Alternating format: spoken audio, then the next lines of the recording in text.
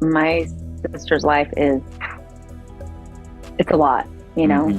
Oh me God, get ready for a Hollywood meltdown like never before. Blake Lively just showed her true colors, revealing the nastiest side of fame. Today, we're diving into the scandalous feud tearing apart the Lively family. Blake on a rampage against her own sister. What triggered this betrayal? How far will Blake go to protect her ego? This is some family drama. You don't do this. You don't do this in front of the scenes. This is not right, okay? Buckle up because the claws are out and it's getting vicious. This isn't just tabloid drama. It's a war with Blake burning every bridge. She's been stirring up trouble, wanting to look like a victim while blaming Justin Baldoni. She claimed he hurt her so badly she could barely face the world. We appeared to have all this money, or we appeared to be rich, or we appeared, you know. She made herself sound too fearful and weak to handle public events. But then she showed up at a Simple Favor premiere looking carefree. She strutted down the red carpet, posed for pictures, eager for attention. People expected someone in distress to avoid publicity, but she did the opposite. Total contradiction. It's painful.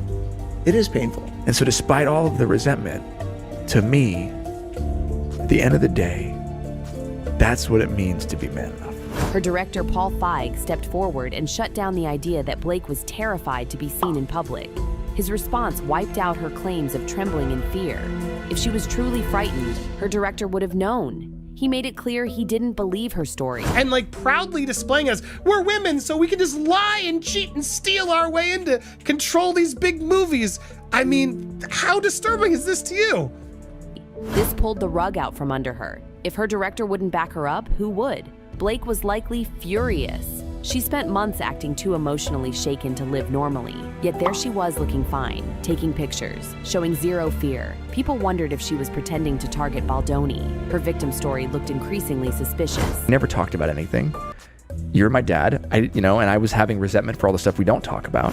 Things got worse when Ari Emanuel's leaked audio came out. The WME CEO admitted he fired Justin Baldoni because he was friends with Blake and Ryan Reynolds. No mention of Justin doing anything wrong, just about friendships. This revealed a totally different truth than Blake's public story. Texted me last night, you came here, you knew it wasn't going to be easy, we're going to talk about stuff. And you showed up anyways. And you listened. Because I love you. She kept saying Baldoni deserved to be shunned, but the real reason he lost everything was powerful connections used against him. Classic high-level favoritism. This destroyed Justin's career. His Pac-Man film and Wayfarer Studios deals all fell apart. I am a huge fan of you. Oh. Your movies are so inspiring. If everyone can tag Justin Baldoni to his video, it would mean the world to me. I have been trying to reach out to you for the longest. I have everything of you. Streaming platforms wouldn't touch him after WME dropped him. Meanwhile, Blake carried on like nothing happened. She even got a Hulu documentary narration job while Justin's career crumbled. The leaked audio was explosive, showing she doesn't want to be part of a team. She wants to own it all. Blake framed everything like Justin was the villain. She pretended the industry backed away because of his behavior. Then the truth emerged. He was punished because Blake and Ryan demanded it. Nothing about wrongdoing, just protecting friends. This made Blake look vicious, pretending to be helpless while secretly getting someone fired through connections. Everyone's seeing through it. They're seeing through the BS. And, at the end of the day, they're the ones who are seeking gag orders against Baldoni from releasing information. The scariest part is how the audio showed big stars can destroy careers on a whim. Blake decided someone was a problem, then agency heads cut them out. No investigation, no evidence. Just a call or meeting behind closed doors. That's all it took to ruin Justin's million-dollar projects. Co-star Justin Baldoni calling it outrageously insulting and playing into every sexist trope. The illustration depicts Lively using a slingshot to fire a cell phone at Baldoni.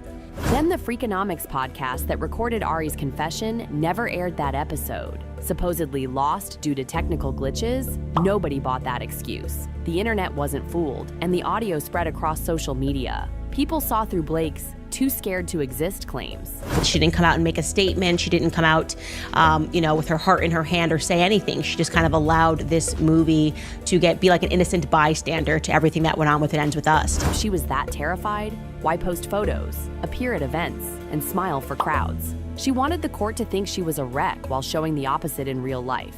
Pure hypocrisy. She claimed Justin ruined her life, yet her career thrived. And also were accusing Blake Lively and Ryan Reynolds of promissory fraud. So it wasn't like a major amendment, but it was a significant amendment that they would need time to respond to. She got more opportunities. No agencies dropped her. Meanwhile, Justin lost everything. Entertainment insiders questioned why Blake's life showed no signs of falling apart. Shouldn't someone too anxious to leave home be missing from events and social media? Shouldn't she avoid cameras? Counsel for Wayfarer did not tell us that they planned to file an amended complaint, including a 168 compendium, which is essentially all those text messages. Paul Feig's statement destroyed her remaining credibility. She claimed she was fragile at the premiere, but her director didn't support that. When Ari Emanuel's firing news broke, people saw the pattern. This was actually a very major thing to say, that there's some party to the suit that has not been named yet. And we should have focused more on that language, because what on earth are they talking about? Who's missing? Who's joining in as a potential willing plaintiff to this case? And we have an answer. As I said, we had a TikToker who had some tea. We had some TikTok tea on this. Blake wasn't just telling tales. She was using connections to harm Justin's career, pretending to be wounded while getting him kicked out of projects. His Amazon and Apple TV Plus deals vanished after WME dropped him. No streamer would invest millions in someone ousted from the biggest agency. Listen, I know this is going to sound crazy, but everything that I'm reading here points to the fact that Blake Lively manipulated her audiences and lied to her audiences. That kind of destruction leaves lasting damage. Looking at their lives now, it's clear who's suffering and who's fine. Justin is scraping by, fighting a lawsuit showing how Blake ruined his opportunities. And I'm kind of shocked as someone who fully believed her, and he's just basically as psychotic as me. Meanwhile, she keeps working, still on red carpets, interviews, and social media. This doesn't match someone too scared to go outside. Why court attention if you're frightened? She even told the court her anxiety caused physical pain affecting her whole family.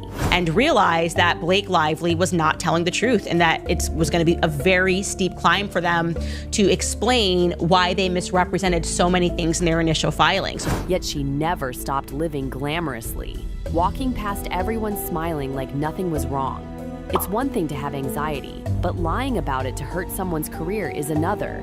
Legal experts say cases like this normally settle to hide secrets, but neither side will budge. Can't tell you who the person was, but he got a very strong tip from somebody regarding Jenny Slate potentially being brought into the suit. Blake dug herself too deep. She's told too many victim stories. Backing down means admitting she lied and ruining her image. Justin has no reason to settle. Ari Emanuel's words prove the firing was personal, not about wrongdoing. I think at this point, Lively's team very strongly believes that if they're able to add more women officially to the lawsuit, that the claims will look more legitimate. But at this point, I don't think Jenny Slate or anyone else on the cast really wants to jump aboard the Plantation Khaleesi's yacht that seems to be sinking rather quickly.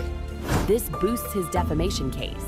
It shows Blake didn't suffer as claimed, while Justin paid a huge price. This is a time bomb for Hollywood. If it goes to trial, everything comes out. Texts, emails, calls, deals all exposed. Industry players are terrified it'll show how easily connected actors can destroy careers. Social media companies are not here to investigate, they're not here to be judges and lawyers, but having a lawyer email you on behalf of a client, and if it's an A-list client saying we're gonna come after you, TikTok, for allowing this defamation to exist on the platform. It might expose how agencies ignore fair procedures just to keep star friendships. Blake doesn't care. She's defending her false story. She told everyone Justin threatened her peace of mind, expecting no challenges. It worked briefly when WME fired him, but then Paul Feig spoke out and the audio leaked. Saying hey, if you want something that you should be looking into and potentially this could happen, you should be subpoenaing TikTok, because if her entire argument is that Justin Baldoni and the Wayfarer team manipulated the press, and she's doing the exact same thing right now. Now people see Blake isn't some victim hurt by an evil man. She used fame and connections to punish Justin for unclear reasons. Maybe she wanted a scapegoat or to look strong with legal action, but she miscalculated. The leaked audio turned everything around. Her fear claims are collapsing against evidence of her smiling in crowds. She dragged Anna Kendrick into it with simple favor drama rumors. Paul Feig tried protecting his movie, but clearly there was tension. If Blake was so nice, why such backstage anger? Paul finally admitted she wasn't scared at the premiere. Blake still pushes her legal claims without proof Justin harmed her. Just vague anxiety talk. Meanwhile, Justin lost real money and deals. The audio proves how powerful people ruin careers with favors. He's upset about TikTokers coming out with information or believing that TikTokers are leaking information. Well, then that kind of defeats her own argument. The story's almost unbelievable. A star claims she's traumatized, can't leave home, then shows up at glamorous events in designer clothes. Says pressure's unbearable while maintaining her public schedule. Meanwhile, someone who lost everything must defend himself. Like a twisted fairy tale where the supposed victim is actually the villain. Blake cannot erase Ari Emanuel, telling the world he fired Justin for friendship reasons. This destroys her claim. Justin was fired for serious issues. Her trauma claims look increasingly fake. A spokesperson for Lively condemned the magazine, saying the Hollywood Reporter should be ashamed of itself and criticizing its article for downplaying documented examples of sexual harassment and retaliation as cultural misunderstanding. She probably thought nobody would hear the audio. She didn't expect it to leak online. Now both sides are ready for battle. If it goes to trial, more secrets emerge. Blake's emails might prove she wasn't anxious. Studios and actors could be dragged in too. This could expose all the shady industry manipulation. Blake's only escape is if Justin settles, but why would he with such strong evidence? If he wins, he gets compensation and clears his name. Blake would be exposed as a liar, damaging her reputation for years. More damaging information might surface in court documents. Her entire image could collapse. She acted invincible with her star power, but legal proceedings could reveal everything. Supporters might abandon her if they see she orchestrated this drama. Fans hate being tricked. Every piece of evidence shows Blake was no victim. She got someone fired on a whim. This isn't consistent with someone terrified at home. It's someone eliminating rivals through connections. If honest, she'd have admitted they had issues instead of claiming she was too hurt to function while attending red carpets. Justin didn't have her power circle, but refused to disappear quietly. Now he might prove she caused the damage and get compensated. Blake might pay in both money and reputation. Nobody wants to work with someone who lies about emotional issues. Blake's victim narrative is collapsing. Her director contradicted her, and Ari Emanuel's audio exposed her. She tried hiding the truth about using her status to hurt Justin. It might have worked if outsiders hadn't spoken up. If this goes to trial, Hollywood trembles. The conflict gets publicly aired, and powerful players might testify. This could ruin multiple careers. But it's the path Blake chose by refusing to settle. Her brave victim act looks ridiculous. No evidence Justin threatened her, but real evidence she wanted him gone. This isn't heroism, it's cruelty. She wanted him to fail and used every connection to ensure it. Now the truth's out. Blake Lively has shown she'll do anything to protect her image, even destroying someone's future. She pretended to be frightened, called in favors, twisted court facts, all to look like a victim. But facts show she had the power to get someone fired from a huge agency. In the end, Blake is the villain acting selfishly. She denied it despite her director and the audio contradicting her. Her lawsuit built on lies is collapsing. It's not if the truth comes out, but when. She started this fight and must face consequences. Her fragile star act has crumbled, revealing someone who uses power to harm others, then lies about it in plain sight.